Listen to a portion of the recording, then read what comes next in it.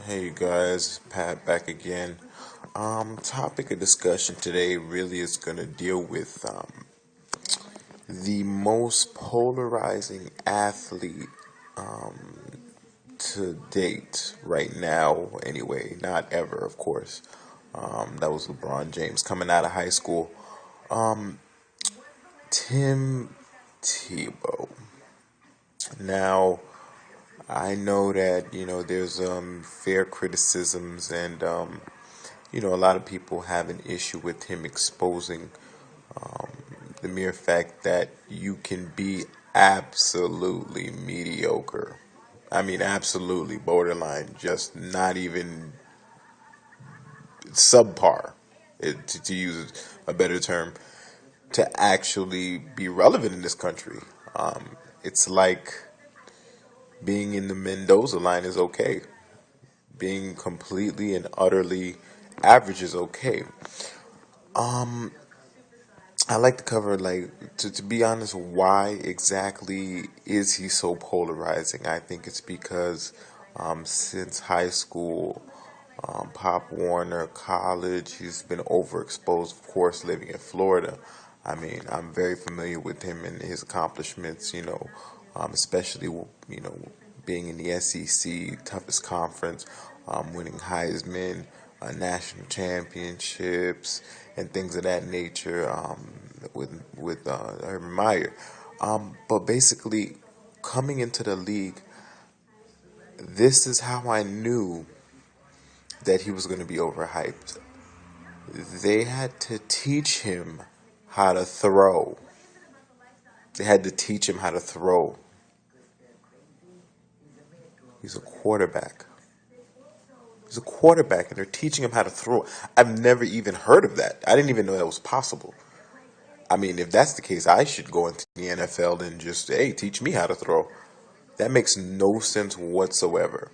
Where he was taken in the draft, top 25, like that. That is, I don't even know how to explain how in the world McDaniels and that staff in Denver came to the decision and said, hey, there's a guy. He can't throw. He can run. Yeah, let's go ahead and draft them in the first round when they clearly had more needs. And by the way, that year, their record wasn't that good. Basically, he got the starting job last year because pretty much they stunk. They stunk up the joint, and basically went 1-2. Beat some hapless teams that pretty much were done with the season. Anyways, if anyone watches, First Take, they see Skip Bayless just go on this banter of him, winning 7 out of 8. I was there every single day. I have podcasts and I listen to it every single day. And it's amazing to me how people just overlook the mediocrity this guy shows every single time he plays the game. I remember the game where he took over Kyle Orton in the beginning of the season when Denver was 1-4. He took over. This game was in Miami. I actually went to the game. 15-0, 6 minutes left. Miami just started playing prevent defense. This guy has been throwing balls in the dirt like I don't even. I'm shocked he wasn't immediately benched after he played the way he did. It was unreal to me when he came in. But Orton was doing so bad. I mean, they had no choice, and based on the popularity contest that he had and Tebow mania and all this stuff, to put him in the game, to quiet the Denver fans. Like, just here, okay, here, this guy can't play. I'm going to show you he can't play. And, he went on a little drive, scored some points, brought them back to actually end up winning the game in overtime. Now, a lot in the winning streak, I can go through and show and prove statistically that he had extremely little to do with it, and there's a whole lot of luck involved. Ergo, this the actual Chicago game that I actually had 15 to 18 shots after I watched it, inexcusably being up. Barber runs out of bounds. He runs out of bounds, stops the clock, And Tebow gets the ball back, drives him not even to barely midfield. His kicker blasts a 50 some odd yarder that just barely gets in. They go to OT, and their kicker just hits another 60 yarder after Barber inexplicably fumbles the ball again. Oh my, I have to hold my emotion. Inexplicably fumbles the ball and gives this guy the ball back, and he doesn't even move the ball. He kicks his kicker made a 60 yarder to win the game. That's all I have to say about that. That game was unreal to me. Another example, the Jets. Another game that it was just unreal to me watching it. Like, they're gonna let this guy win. And when I saw the end of the game and they were down by about, like about a touchdown. It was down by like 3 or 4, and Tebow got the ball. I'm like, he's gonna win. He's gonna win. I know he's gonna win because the luck this guy has. I mean, first of all, he has to believe in God because some of the things that happen to him are just divine intervention. I mean, there's no other way to explain it. I mean, the only other way that you can explain it is that his defense. I don't know. Maybe his defense is that good. Even though they ranked 20th in the league, and had some games where they just got completely wiped out because they were on the field for so long, this guy can't even convert a third down. Of course, he was last in the league in third down conversion, last in the league in completion percentage of 46%, last in the league in yards for a starter that had that many starts. He went 7-4. All he does is win games. No, he was losing. That's what happened. He was losing in the end. They backed into the playoffs in the division that I don't even want to talk about. Okay, that's not even a division. AFC West is not a real division to me. Okay, they just need to go ahead and take that division out of football. I don't think we'll miss it one bit. Anywho's, this guy won a game completing 2 passes. Two passes. I mean, I watched it, but I didn't believe it last season. I just couldn't. 3 of those games were absolutely losable. As a matter of fact, almost the whole streak was fabricated by just dumb luck. The one thing I will give him credit for is he went to Pittsburgh and he balled out. He balled out. He really did take it to Pittsburgh's defense. Clark had probably the worst game I've ever seen by an actual corner slash safety. I believe now they moved him to strong safety because he lost a step. Clearly, he got stiff armed by a rookie that basically just came off of surgery and ripped it like 80 yards down the field. But Tebow had 316 yards, John 316. They just kept bringing that up, so it is disgusting to me. But for some reason, people seem to ignore the fact that when put up against his own division, he got mopped.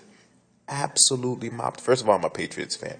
The 2 times that we played them, we destroyed them in Denver, where the altitude is supposed to be an advantage. Got destroyed, just completely pummeled. They couldn't keep up with any of the scoring we were doing whatsoever.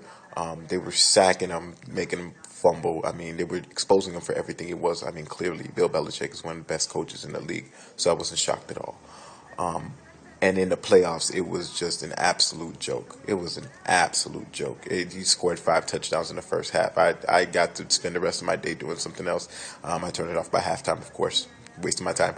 But I just wanted to know exactly everyone's opinion on why exactly is this guy put to this stature when clearly, I mean, his skills are not even marginal at best. I would be being nice if I said that he was a marginal quarterback. I'd be being extremely nice. This guy is just he's I can't even say he's overrated because he's not even rated. He's not. He's never going to throw for 3,000 yards. And now the Jets pick him up, one of the most media crazy, overly reactionary media town that the world is probably ever going to see. That is the media capital of the United States by far. and they're going to have the biggest attraction come and try to play quarterback as a backup to a starter that they considered marginal at best, and he was on another. Compared to Tim Tebow, he's the second coming to John Elway. Let me just put it that way, okay? He just is, all right? All Sanchez's numbers were way better this year that just passed, way better. But I know exactly what's going to happen. Because Sanchez is not a good to elite quarterback, he's an average quarterback. What's going to happen? The Jets may go through some season woes, maybe 4-4, maybe 3-4, 3-5, something like that. If they start to struggle, they're going to put this guy in to run the spread option. That vanilla offense that got just obliterated in New England and Denver and obliterated by Buffalo. Don't let me forget to bring that up when Tebow threw two pick sixes and basically got returned for touchdowns, and basically cost his team the game. And they were playing vanilla defense. They weren't even playing, complicated coverages. They put a safety over the top, and they showed him that they were playing cover two, switched to a single safety, and Tebow threw it right into the gut of the safety. Like, it was unreal.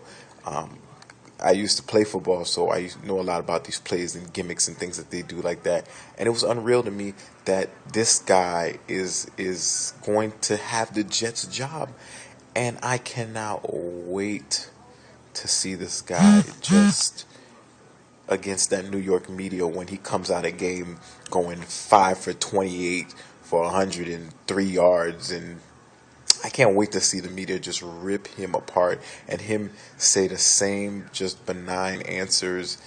He never says anything, first of all, when he's in an interview that's of any relevance. I mean, the word excited was used 47 times. That was clearly stated by ESPN. He doesn't say anything. He just doesn't say anything. And he tries a little too much to be a fan-based athlete and doesn't try, to me, in my opinion, hard enough to actually be a quarterback that can actually throw the football, like that can actually complete passes. I mean, 46%. I mean, honestly, I really believe that Eric Smith, the actual Jets player that they had as a tool guy the other season, actually could complete over 46% of his passes because he was actually a quarterback in college. A lot of people don't know that. But again, he's not Tim Tebow. He's not. He doesn't have the fan base. He's not Tebow mania. He's just a really good player. Unfortunately, I mean, I'm going to be stuck to deal with hearing about Tebow every single day that I watch NFL to 32 or any kind of sports center or anything in relation to football or Denver Broncos. Kudos to Peyton Manning getting that guy out of there, because I don't think that Peyton Manning would want to throw maybe one or two incomplete passes off of 4 neck surgeries in here. Oh, what did you do? Why did you go ahead and trade, Tim Tebow? He was winning games, and everybody doesn't see obvious that, you know what? He just can't throw. He can't throw. He's a good player, but he's not a quarterback. Let's just be honest. So leave your comments below. Let me know what you think, and have a safe one, and God bless.